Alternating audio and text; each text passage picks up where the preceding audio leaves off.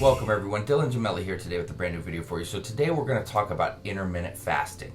I'm going to explain to you basically everything that you need to know about it, just a big overview of intermittent fasting. So we better get right into it because it's not the shortest concept ever. It's not extremely long, but intermittent fasting is not actually a diet. It's actually a pattern of eating. So it's like a way of scheduling your meals so that you get the most out of them.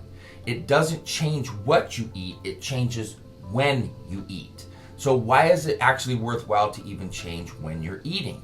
Well, most notably, it's a great way to get lean without going on a crazy diet or cutting your calories down to absolutely nothing. And in fact, most of the time, you'll try to keep your calories the same when you start intermittent fasting. Most people eat bigger meals during a shorter time frame.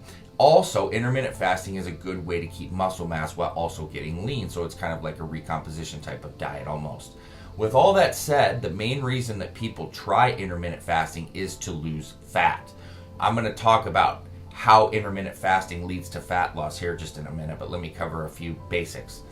Most importantly, intermittent fasting is one of the simplest strategies out there that we have for taking bad weight off while keeping good weight on, because it requires very little behavior change. And this is a really good thing because it means intermittent fasting falls into the category of simple enough that you'll actually do it, but meaningful enough that it will actually make a significant difference. So how exactly does it work? Well, to understand how intermittent fasting leads to fat loss, what we have to first do is understand the difference between the fed state and the fasted state. Now, your body is in the fed state when it's digesting and absorbing food. So typically the fed state starts when you begin eating, and it lasts for like roughly 3 to 5 hours as your body digests and absorbs the food that you just ate. Now, when you're in the fed state, it's very hard for your body to burn fat because your insulin levels are really high.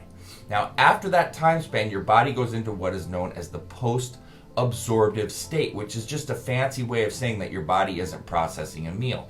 Now, the post-absorptive state lasts until about 8 to 12 hours after your last meal, which is when you start to enter the fasted state. Now, it's much easier for your body to burn fat in the fasted state because your insulin levels are then low. So when you're in the fasted state, your body can burn fat that has been inaccessible during the fed state. Now, because we don't really enter the fasted state until 12 hours after our last meal, it's rare that our bodies are in this fat burning state. And this is one of the reasons why many people who start intermittent fasting will lose fat without changing what they eat, how much they eat, or how often they exercise, because fasting puts your body into a fat burning state that you rarely make it to during a normal eating schedule. So let's talk about the benefits of intermittent fasting. Now, fat loss is great, but that's not the only reason that you want to try this diet. It just simply makes your day simpler. Now, I'm big on behavior change, simplicity, and reducing stress, okay? Intermittent fasting provides additional simplicity to a person's life that you're really going to enjoy. When you wake up, you don't have to worry about breakfast. You just grab a glass of water and start your day. Some people that enjoy eating don't mind cooking, so eating meals 3 times a day is never really a hassle for them. But intermittent fasting allows people to eat one less meal, which also means planning one less meal or cooking one less meal and stressing about one less meal. So it makes life a lot simpler, and a lot of people enjoy that. Now, it can help you to live longer. Let me explain. Scientists have actually long known that restricting calories is a way of lengthening life. So from a logical standpoint, that's going to make a lot of sense, because when you're starving, your body finds a way to extend your life. There's just one problem. Who wants to starve themselves in the name of living longer? I know I don't, and I don't know a lot of people that do. And I don't know about you, but I'm interested in enjoying a really long life, and starving myself does not sound very appealing. So the good news is that intermittent fasting activates many of the same mechanisms for extending life as caloric restrictions do. So in other words, you get the benefits of a longer life without the hassle of starving. So intermittent fasting can actually maybe reduce the risk of cancer. Maybe. And this one's up for debate because there hasn't been a lot of research and experimentation done on the relationship between cancer and fasting. Now, early reports do look positive. So there's a study out there that was 10 cancer patients, and it suggested that the side effects of chemotherapy could be diminished by fasting before treatment. And that finding was also supported by another study which used alternate day fasting with cancer patients and concluded that fasting before chemotherapy would result in better cure rates and fewer deaths. Now, There was this comprehensive analysis of many studies on fasting and diseases has concluded that fasting appears to not only reduce the risk of cancer, but also that of cardiovascular disease. Now, it's also a lot much, easier than actually dieting. Let me tell you why. The reason most diets fail isn't because we switch to the wrong foods. It's because we don't actually follow the diet over the long term. It's not a nutrition problem. It's a behavioral change problem. So this is where intermittent fasting shines, because it's remarkably easy to implement once you get past the idea that you need to eat all the time.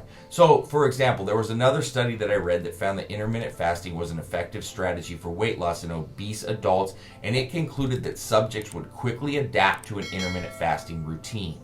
So, there's a lot of different intermittent fasting schedules. I could go on and on and on. I'll have to do another video that covers that. I just wanted to explain to you what intermittent fasting was and how it works.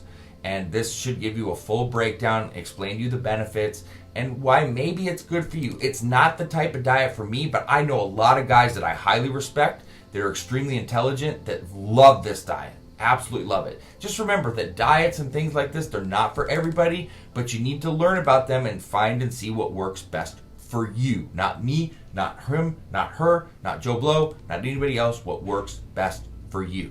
I just give you the facts on how they work. Maybe I'll give you my opinions.